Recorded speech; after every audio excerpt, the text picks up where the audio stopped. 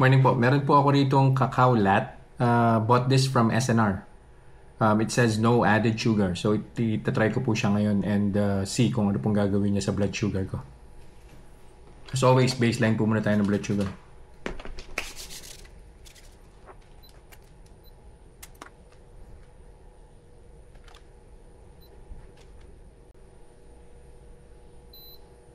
Yan. 125 po yung baseline. So, inumin ko po si cacao lat.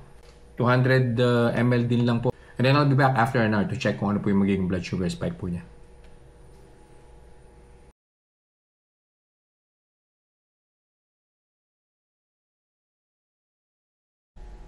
One hour na po. Kuha na po tayo ng blood sugar.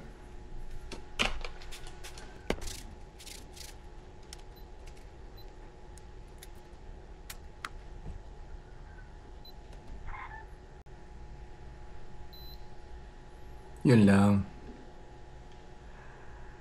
153. So, mataas po yan. Well, nag-start po tayo ng 125, no? 153. So, plus 32? Tama ba? I don't know, sorry. Plus 28. Plus 28. So, mataas po yan. Silipin po natin yung final blood sugar reading after an hour. Balik po ako. Final blood sugar reading na po tayo.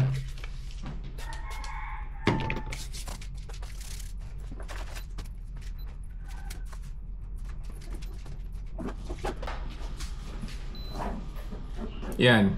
So, eventually, bumaba rin naman po siya, no? 116. Mas mababa pa po rin sa baseline natin, which is 125. Though, mayroon po siya i-recommend eh. Nag-start po tayo ng 125, umakit po ng 153. Yun po yung medyo alanganin ako sa 153. Imagine niyo 200 ml lang po ng chocolate drink yun, no? Di bali sana kung less than 130 or, you know, less than 140, less than 130. Mas maganda po sana, no?